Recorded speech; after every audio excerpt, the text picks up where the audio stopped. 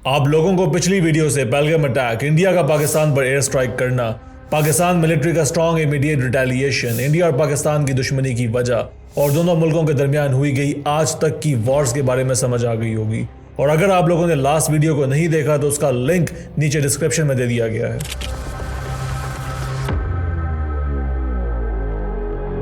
तो अब इन सब एपिसोड्स के बाद, जबकि दोनों मुल्कों को पता है कि दोनों न्यूक्लियर पावर्स हैं, फिर भी इस लड़ाई को मजीद आगे बढ़ाया गया। पाकिस्तान के मुताबिक इंडिया ड्रोन्स भेजता रहा और पाकिस्तानी मिलिट्री उसको स्ट्राइक डाउन करती रही।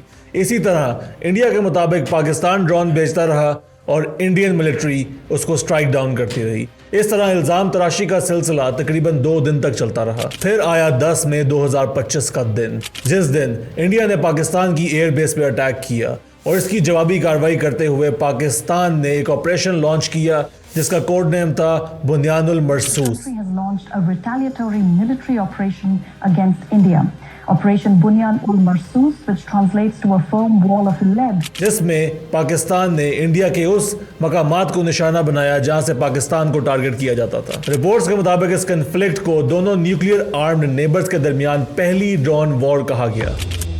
अब पाकिस्तान के इस ऑपरेशन के बाद दोनों मुल्क एक फुल फ्लेज वॉर की तरफ आगे बढ़ते हैं कि उसी दिन की शाम को यूनाइटेड स्टेट्स ऑफ अमेरिका, एक सुपर पावर कंट्री के president Donald Trump social media पे सीज फायर डिक्लेयर कर देते हैं। उसके फौरन बाद इंडिया के फॉरेन सेक्रेटरी विक्रम मिस्री और पाकिस्तान के फॉरेन मिनिस्टर इसहाक डार इस डिक्लेरेशन को फॉर्मली कंफर्म करते हैं और ये अनाउंस करते हैं कि इन दोनों मुल्कों की फौजों ने सीज फायर पर इत्तेफाक कर लिया है। अगर ये वॉर दोनों न्यूक्लियर पावर कंट्रीज के दरमियान एस्केलेट होती तो दोनों न्यूक्लियर पावर कंट्रीज के पास इतने वेपन्स हैं, यानी ऑलमोस्ट 150 वेपन्स हैं, और ये वेपन्स एक मैसिव डिस्ट्रक्शन के लिए काफी हैं। ये फर्क नहीं पड़ता कि मुल्क छोटा है या बड़ा। देखिए, ह्यूमन हिस्ट्री में न्यूक्लियर वेपन का इस्तेमाल सिर्फ एक बार हुआ है, जब हिरोशिमा और नागासाकी में 1945 में अमेरिका ने जापान के 2 शहरों पर न्यूक्लियर बॉम्ब गिराए थे। हिरोशिमा पर 6 अगस्त 1945 को लिटिल बॉय नाम का यूरेनियम बेस्ड बॉम्ब गिराया गया,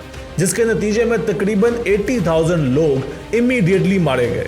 और नागासाकी पर 9 अगस्त 1945 को फैटमैन नाम का एक प्लूटोनियम बेस्ड बॉम्ब गिराया गया, जिसके नतीजे में 40,000 लोग जान से हाथ धो बैठे। अब इन दोनों बॉम्बिंग से बेशुमार लोगों को कई साल तक रेडिएशन की वजह से इलनेस और डेथ का सामना करना पड़ा। ये दोनों बॉम्बिंग्स ही हिस्ट्री में अभी तक की पहली और अकेली न्यूक्लियर बॉम्बिंग है। देखिए, अगर दोनों न्यूक्लियर पावर कंट्रीज के दरमियान वॉर हो जाती तो ये बहुत डेंजरस हो सकती थी और न्यूक्लियर वेपन से सिर्फ एक शहर नहीं बल्कि पूरा एरिया और रीजन इफेक्ट हो सकता है और दुनिया पर भी इसका बहुत बड़ा इंपैक्ट होता है। तो चाहे इंडिया का साइज पाकिस्तान से बहुत बड़ा है, लेकिन इन वेपन्स का इस्तेमाल करना हर लिहाज से ग्लोबल डिजास्टर का सबब बन सकता है। देखिए, आम आवाम इस तरह की चीजों से घबराती है क्योंकि ये चीज सिर्फ 2 मुल्कों को नहीं बल्कि ये इस तरह की वॉर्स पूरी दुनिया को खतरे में डाल सकती हैं। पीस इज स्टिल शेकी क्योंकि कश्मीर, पानी और बहुत से मसले अभी भी अंडर डिस्प्यूट हैं। देखिए, हर इंसान को अपनी जिंदगी पुरअमन तरीके से जीने का हक होना चाहिए। देखिए, जंग कभी भी मसले का हल नहीं होती,